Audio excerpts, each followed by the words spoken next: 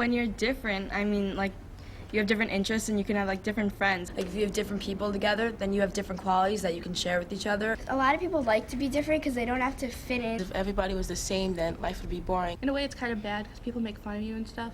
Is your hair curly? Are your eyes blue? Are all the men in your family bald? The answers to all of these questions and so many more lie in the secrets of our genes. So, how do your genes fit? You know how sometimes you get a birthday present and it's the sweater you love in the color you hate? Well, usually you can exchange a sweater. It's a little different with the genetic birthday presents we get from our parents. This one's from Mom. Wow, Mom! You gave me your hair, blonde, curly. It's exactly what I want. Oh, thanks a lot, Mom.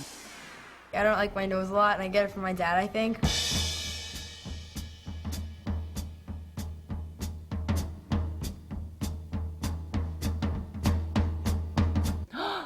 Dad, you gave me your ears, those great big ones that stick out a lot.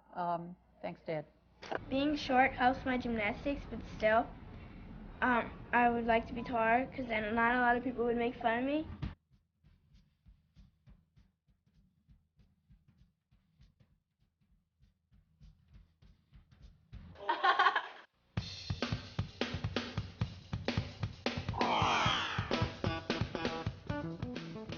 Hi, I'm Christy Conway. Genes are among the most fascinating things that make up the entire human body. They determine so much about us. Genes can help us compete better in sports or become accomplished musicians. Genes can also dictate certain physical limitations.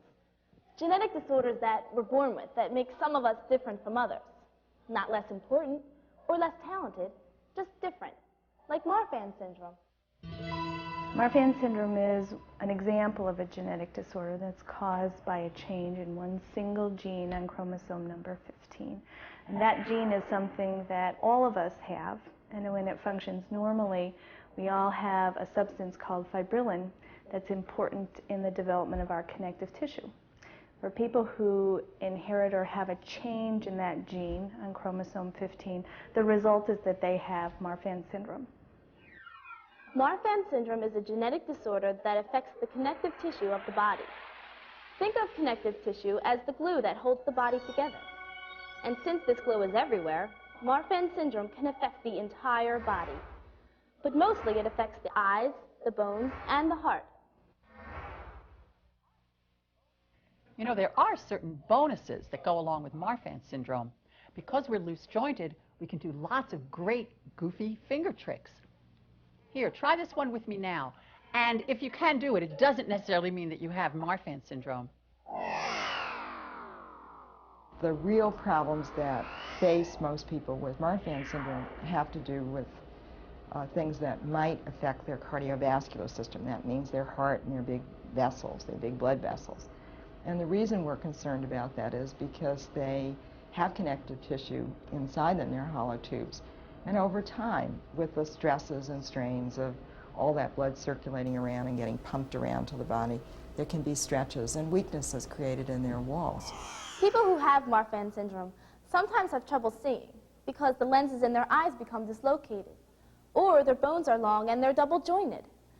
The heart can also be greatly affected by Marfan syndrome. The aorta may weaken, so it can't sustain much stress, which is why many people with Marfan syndrome have learned to modify their activity, like when they play sports. Well, I like to play tennis a lot and basketball. When you get tired, you have to sit out just like in basketball, and you make sure you don't strain yourself too much when you're serving. Or you got to be careful not to hurt yourself when you're serving too fast. He doesn't really have any problems with it.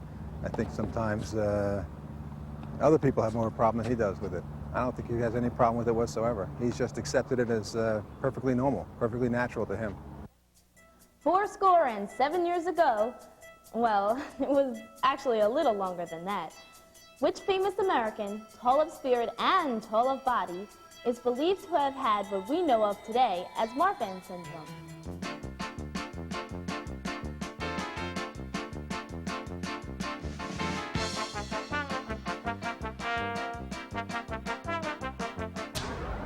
You know, some pretty famous people, like French painter Toulouse-Lautrec, composers Paganini and Chopin, even artist Vincent van Gogh are suspected today of having been born with genetic disorders.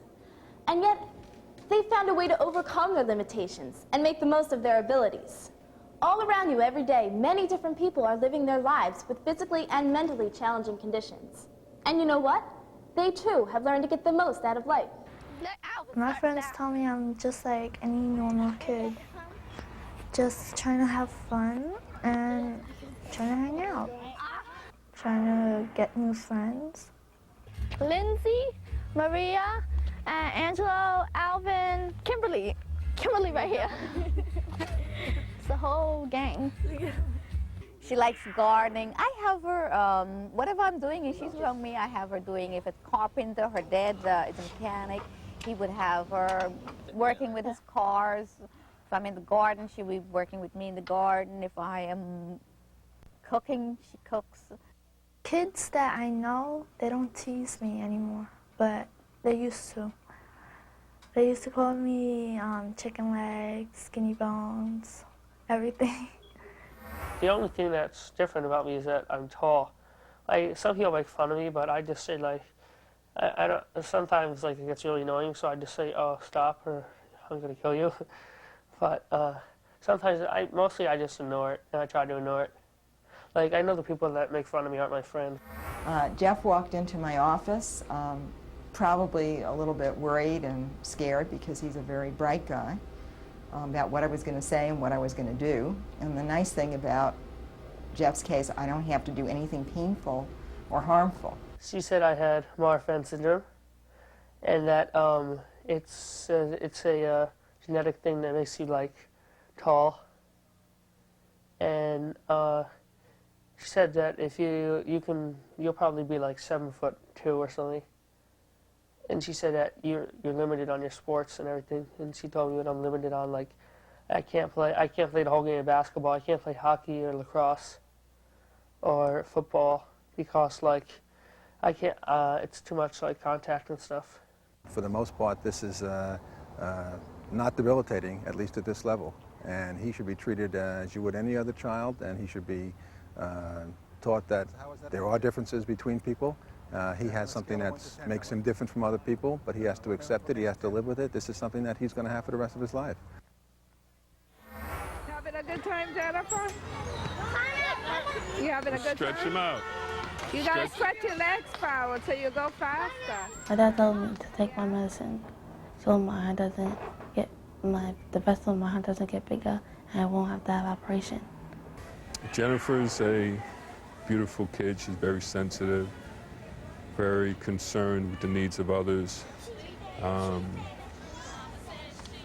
She loves little kids, so I can probably, it might be projecting a bit, but I could see her getting involved in teaching, running her own daycare center, something along those lines. Because my mom says that nobody's perfect. Here's another one that a friend showed me. Do this one too.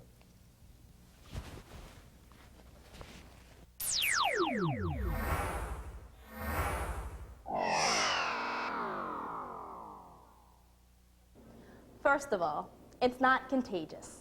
You can't get it in school or from a doctor shot.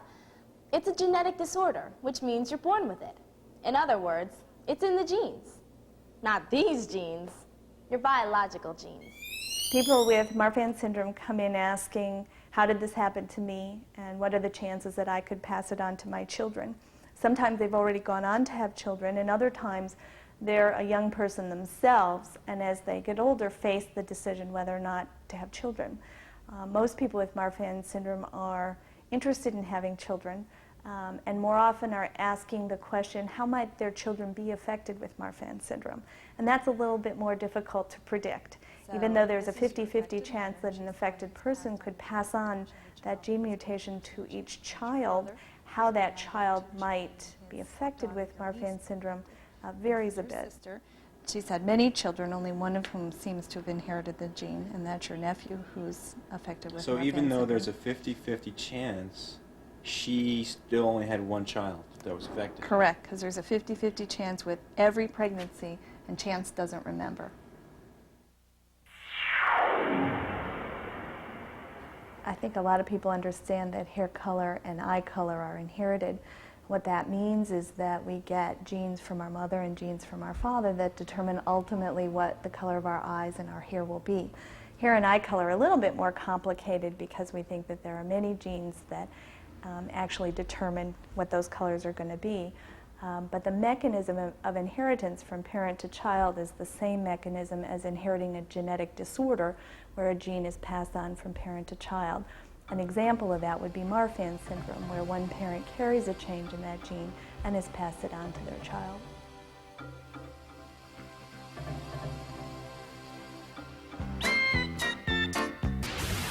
In the last 10 years, doctors have learned a lot about Marfan Syndrome. Not too long ago, a great Olympic volleyball player, Flo Hyman, and University of Maryland basketball player, Chris Patton, died as a result of Marfan Syndrome because they didn't know they had it. Since then, scientists have made amazing discoveries about our genes and Marfan Syndrome. So, it's much easier to detect and to live with. It's cool to know that you've got things, microscopic little building blocks in you that like make up who you are. It's kind of neat. It's easy to trace this famous American because he had a famous address, the Gettysburg Address. Just because a person has a physically challenging genetic disorder, there's still no limitation to that person's potential. Here's someone who has learned to combine her humor and her talents with especially inspiring results. The workshops and presentations that I do are about humor, creativity, and chronic illness. And the first one was put together for my own New York Marfan Syndrome support group with no intention of it necessarily going any further. But it has gone further, just sort of spontaneously. Other groups heard about it, and now I've traveled all over the country talking to both genetic disorder and chronic illness organizations, as well as to medical professionals. My job, as I see it, is to find the way to take those genes that I've been handed and make myself a great life. People are always telling me that you should look at like what you can do and not what you can't do, because if you look at what you can't do, it can be like really frustrating, and you get really frustrated that you can't do that. But if you look at what you can do, then you're looking at something that you can accomplish, and something that you not rather than something that you can't. I don't even know if there is anything that I would really change about myself, because I like who I am, and it's nice being like my parents, and I like being like who I am right now and everything. If you haven't guessed already, Abraham Lincoln is our famous mystery American who is suspected of having had Marfan Syndrome. How do we know? Well, we don't for sure, but believe it or not, blood samples, hair samples, and bone samples of President Lincoln still exist at the National Museum of Health and Medicine and are awaiting testing. Yuck! Now I don't really think I'd change anything. Like before I wanted to, but like not now. If there was one thing I could change, it would definitely be my teeth. I think I inherited my temper from my dad, and I want to be more easygoing. When it comes down to how people live every day with genetic disorders, it's not about disability, it's about ability. It's about understanding what your strengths are and how to make the most of them.